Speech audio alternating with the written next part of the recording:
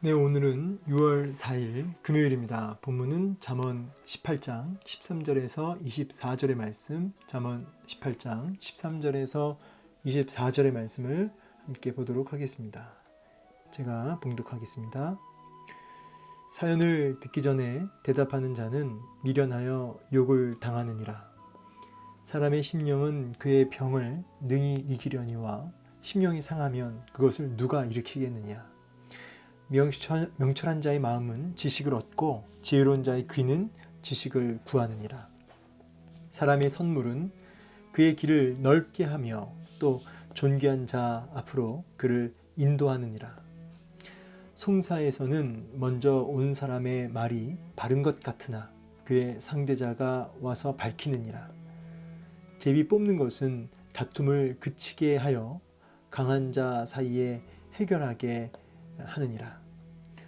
노엽게 한 형제와 화목하기가 견고한 성을 취하기보다 어려운즉 이러한 다툼은 산성 문빗장 같으니라. 사람은 입에서 나오는 열매로 말미암아 배부르게 되나니 곧 그의 입술에서 나는 것으로 말미암아 만족하게 되느니라.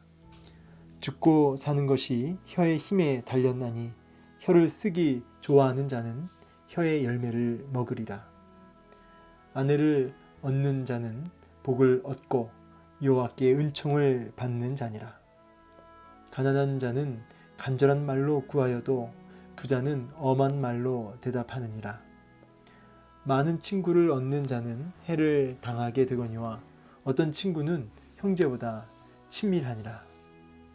아멘.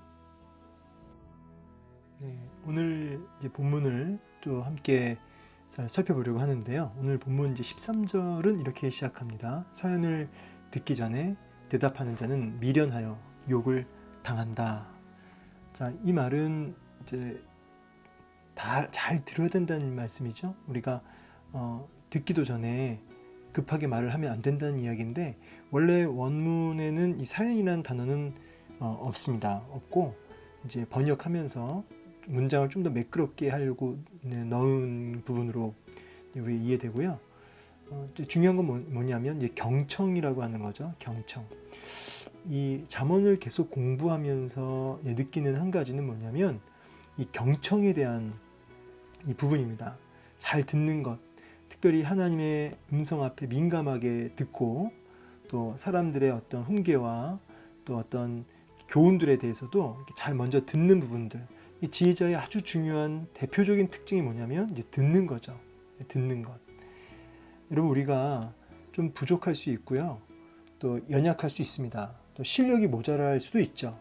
그런데 하나님께서는 그런 부분을 가지고 뭐라고 이제 혼내시거나 징계하시지 않고요. 중요한 건 뭐냐면 자기가 연약하고 또 부족한 것을 알고 하나님 앞에 잘 들으려고 하는 그것. 잘 들으려고 하는 그 태도를 보시는 것이죠. 태도. 그러나 자신의 어떤 한계와 자신의 실체를 못 알아보고 속고 또 스스로를 속여서 그렇게 잘 듣지 않고 들으려 하지 않고 이런 경청의 이런 태도가 없는 귀를 닫아버리는 그런 무지함에 대해서는 하나님께서 책망하시는 거죠. 여러분 그래서 이 지혜자는 듣는 사람이에요. 그래서 어제도 살펴보았지만 솔로몬이 지혜를 구할 때 듣는 마음을 구했다라고 말씀드렸죠. 이 경청. 그래서 듣기 전에 대답을 성급하게 하지 말라는 것이죠. 그런 자는 미련한 사람이고 욕을 당하는 수치와 조롱을 당하는 그런 모습이 될 것이다.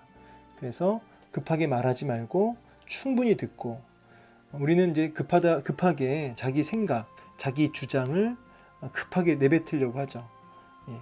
근데 그러다 보니까 자기 말만, 자기 감정만 막 어필을 해요.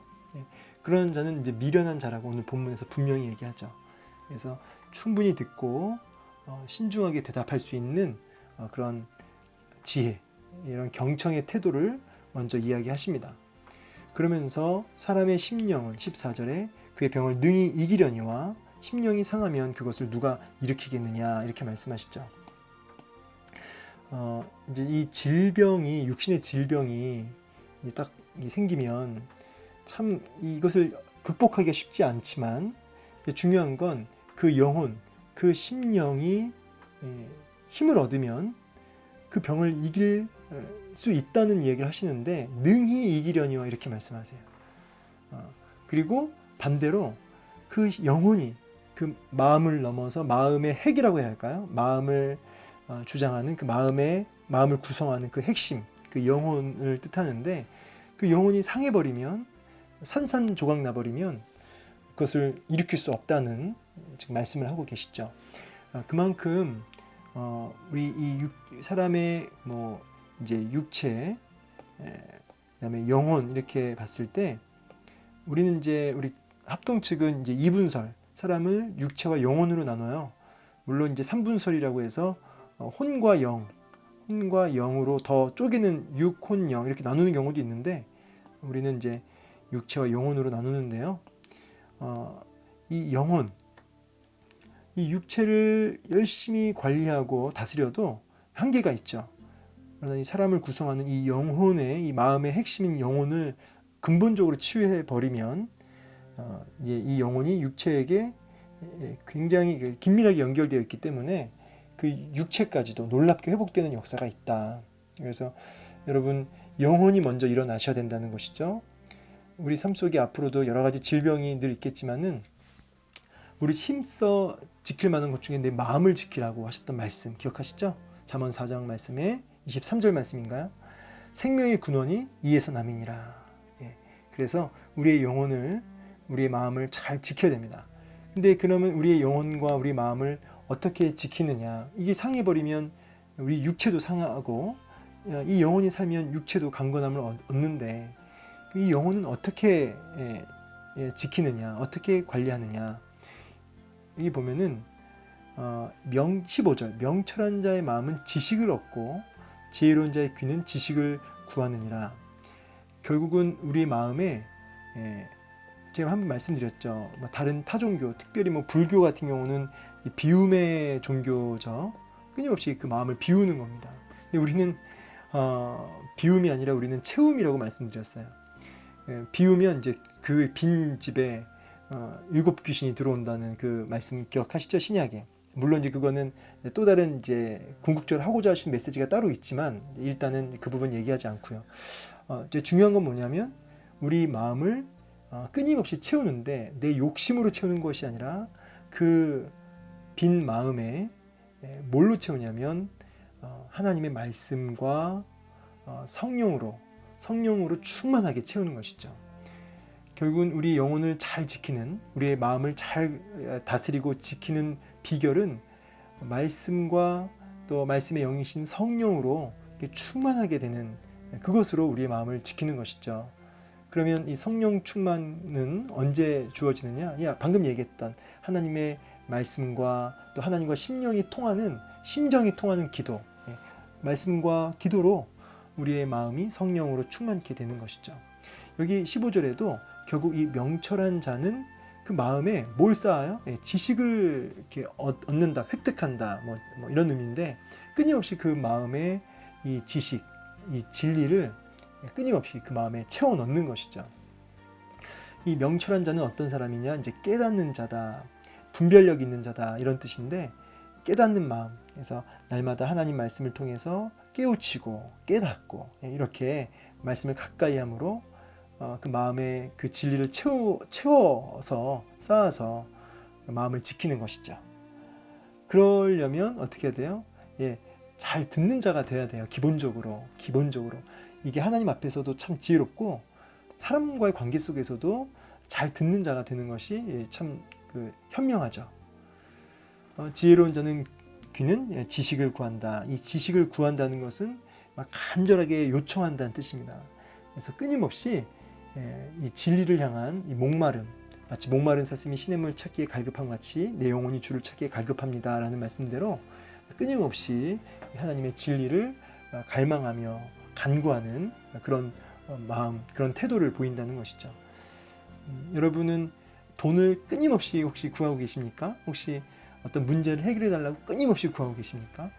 그런 것을 구하지 말라는 것은 아니지만 하나님 앞에 지식을 구하는, 하나님의 진리의 말씀을 깨우쳐 알아듣고 또 하나님의 그 측량할 수 없는 사랑을 더 알기를 원한다고 하는 그와 같은 것들을 한번 구해 보셨으면 좋겠어요. 하나님을 구하는 기도, 하나님을 구하는, 결국 이 지혜의 근본은 하나님이시니까 하나님을 구하는 그 기도, 그 기도가 가장 복된 기도다. 먼저 그의 나라와 그의 의를 구하라. 그리하면 이 모든 것을 너에게 더하시리라. 이 말씀을 함께 우리가 생각해 볼 수 있겠죠.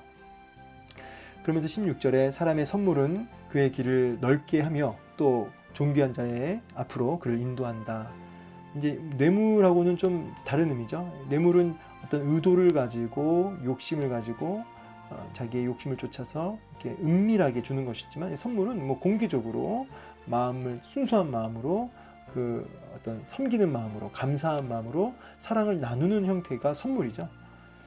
그 사랑을 나누고 그렇게 섬기는 마음을 나누는 이러한 선물들은 굉장히 그 앞길을 선하게 열어주고 그를 이렇게 존귀한 자 앞으로, 그러니까 힘 있는 자들인데 그를 인도한다.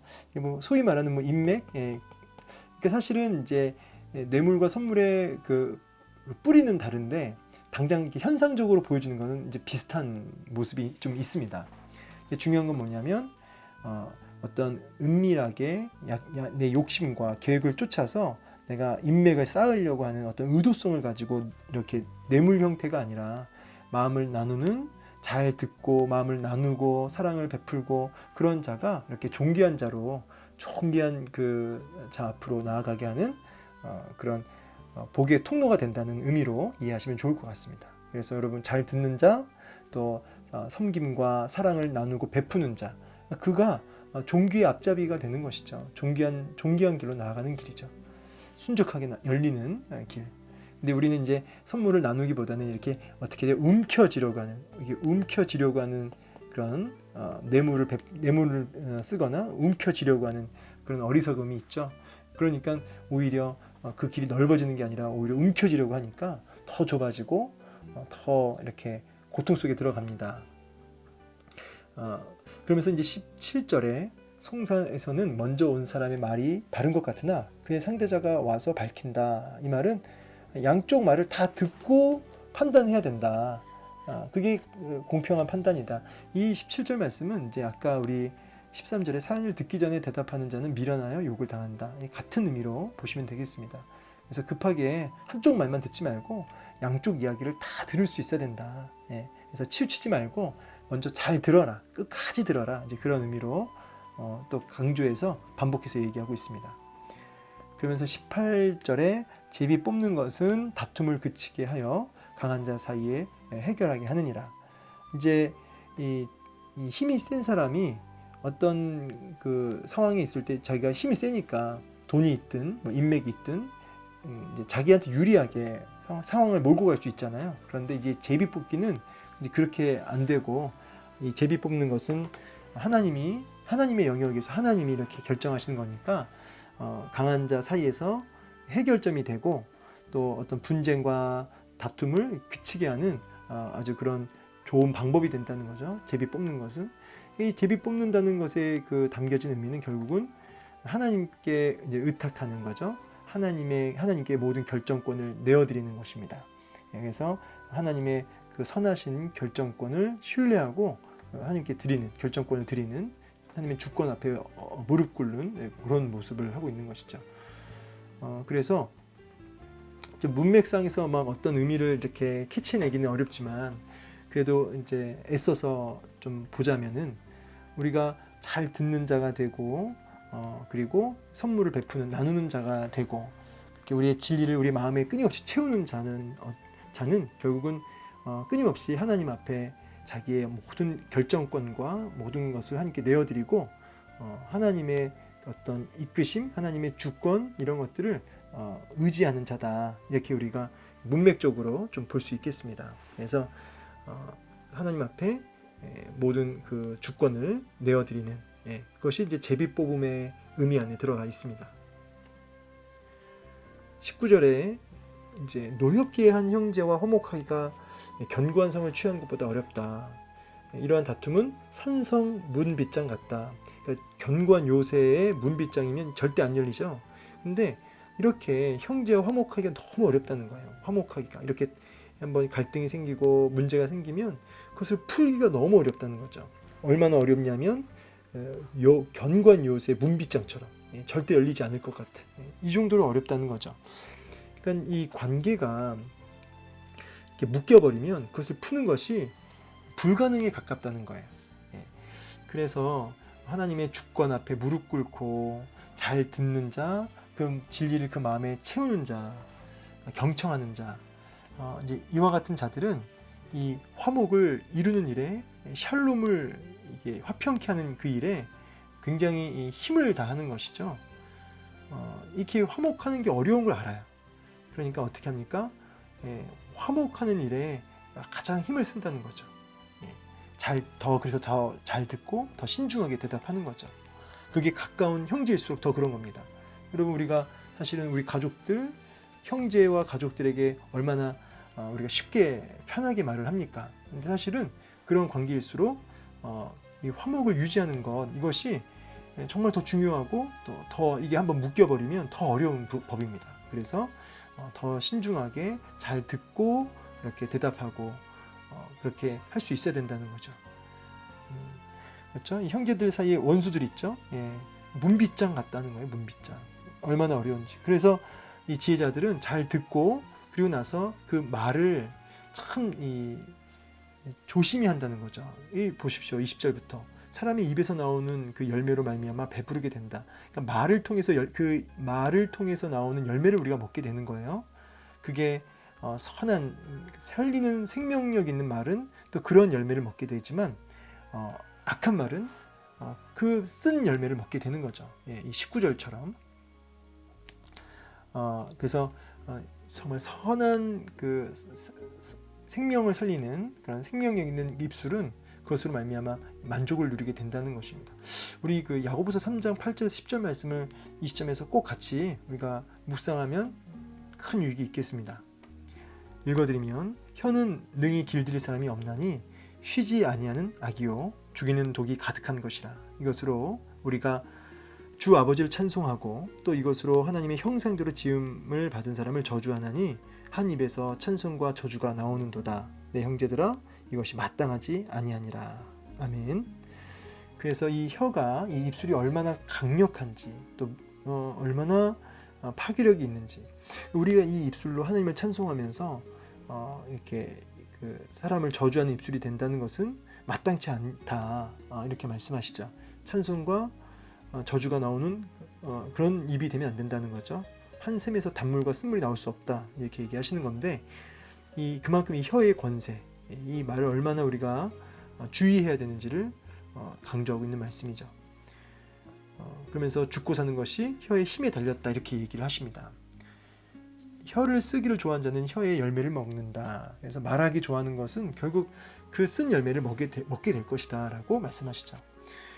이 죽고 사는 것이 혀의 힘에 달렸다고 그랬는데, 여러분 아실 것은 그만큼 혀가 강력한 힘을 갖고 있으면서 동시에 마지막 심판대 앞에서 우리가 말한 모든 것이 하나님 앞에 다 이렇게 이 죽고 사는 문제가 이 이생뿐만이 아니라 내세에서도 우리의 그 말로 인해 심판받을 것이다 라는 사실을 아실 필요가 있습니다. 마태복음 이제 12장 36절 37절 읽어드리면, 내가 너희에게 이르노니 사람이 무슨 무익한 말을 하든지 심판날에 이에 대하여 신문 받을 것이다. 내 말로 의롭다함을 받고 내 말로 정죄함을 받으리라. 아멘. 그러니까 죽고 사는 문제, 진짜 그야말로 죽고 사는 문제가 되는 거예요. 우리 말을 통해서 의롭다 아니면 정죄, 그래서 신문을 받는다는 거죠. 심판날에. 그러니까 말을 할 때 집중해라. 선한 말을 할 수 있도록 하라. 우리 입술을 그만큼 잘 제어하라고 말씀하시는 거죠. 마지막 심판날에 이 부분을 정산할 것이다. 그러면서 이 22절에 이제 또 흐름이 끊어지면서, 아내를 얻는 자는 복을 얻고 여호와께 은총을 받는 자다. 이제 72년에 보면 이 아내라는 단어가 그냥 아내가 아니고 좋은 아내, 지혜롭고 현숙한 아내 이렇게 나와 있어요. 그러니까 이 현숙한 아내를 얻는 것은 복이다. 그렇죠? 하나님을 기쁘시게 하는 현숙한 여인을 얻는 것이 하나님 앞에 가장 큰 복 중에 하나라는 거죠. 왜냐하면 이런 만남의 축복이잖아요. 만남의 축복. 그래서 현숙한 여인을 얻는 자, 그가 복된 자요. 하나님께 은총을 받은 자다. 그래서 여러분 다른 것보다 우리가 이 혀를 잘 다스리고 관리할 필요도 있고 동시에 하나님 앞에 우리가 간절히 기도해야 할 것은 이 이제 만남의 축복을 또 구할 수 있어야겠습니다. 만남의 축복. 근데 이런 귀한 만남의 축복은 저는 그렇게 생각해요. 이 혀를 잘 이렇게 지혜롭게 말하는 자, 그에게 이런 만남의 축복을 하나님께서 열어주시지 않을까 그런 생각 해봅니다. 우리의 입술을 통해서 그 입술 열매를 먹잖아요. 우리가 하나님 앞에 진리로 우리의 마음을 채우고 정말 귀한 사람을 살리는 말, 생명력 있는 말을 내뱉는다면 여러분 그 말을 통해 그 열매를 먹게 될 때 저는 그 열매가 이런 만남의 축복이라고 하는 열매가 분명히 있을 것이다 라는 그런 생각을 묵상을 해보게 됩니다. 네. 그래서 우리 입술을 지키는 것이 죽고 사는 문제를 넘어서 열매를 먹게 된다는 것, 그 합당한 열매를 먹게 된다는 것, 특별히 만남의 축복이라고 하는 열매를 먹기 위해서 더욱더 우리 입술을 잘 관리하자 이렇게 우리가 묵상하면 좋겠습니다. 그래서 이제 23절에 가난한 자는 간절한 말로 구하여도 부자는 엄한 말로 대답한다 그러죠. 뭐 당연히 그렇죠. 이 돈이 있는 사람, 힘 있는 사람이니까 그는 어떻게 돼요? 아주 말을 엄하게 말하고 함부로 말하지만 가난한 사람은 늘 없는 사람이니까 막 자기를 낮추고 간절하게 요청하죠. 이게 세상의 이치죠. 그런데 제가 같이 좀 보고 싶은 말씀이 누가복음 18장 10절에서 14절 말씀 보면은 그 바리새인과 세리의 기도가 나오거든요.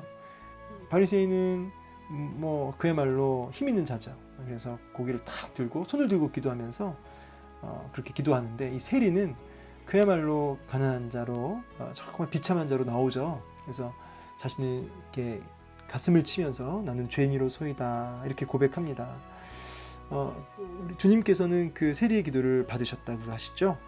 결국 우리가 이 간절한 이 상한 심령으로 그야말로 이 가난한 자긴 가난한 자인데 이 심령이 가난한 자가 되어서 간절한 말로 주 앞에 탄식하며 기도할 때 그 기도에 주님은 집중하시고 그 기도에 응답하신다는 것 여러분 기억하십시오. 세상 이치는 이 부자의 엄한 말이 힘이 있지만 주님은 가난한 자, 단순하게 돈 없는 걸 얘기하는 게 아니라 심령이 가난한 자, 하나님 앞에 은혜 아니면 살 수 없는 그 가난한 자의 그 간절한 말을 주님이 귀 기울이신다. 우리가 세상 이치와 역행하는 주님의 마음을 헤아릴 수 있었으면 좋겠습니다. 마지막 24절 많은 친구를 얻는 자는 해를 당하게 되거니와 어떤 친구는 형제보다 친밀하다. 이 많은 친구는 이제 우리 탕자의 비유 아시죠? 그래서 자기가 아무 분별력 없이 이렇게 쉽게 사귀는 돈으로 그런 자는 자기 모든 것을 더 허비하고 이렇게 해를 당하게 되는 산산조각나는 그런 일이 벌어지지만 이 어떤 친구는 진정한 친구는 형제보다 더 가까운 자기의 위기와 어려운 위기 때 건져내는 그런 친밀함이 있다는 것이죠. 그래서 이런 만남의 축복도 결국은 이 분별력이 있어야 되는 거고 아까 얘기했던 이 입술의 열매. 그래서 이 말을 우리가 마음에 있는 것이 입으로 나온다고 이 하나님의 지혜로 우리 마음을 꽉 가득 채우는 그런 마음으로 우리 입술이 나올 때 정말 이런 아내의 만남의 축복, 귀한 친구의 축복도 주어지는 것이죠.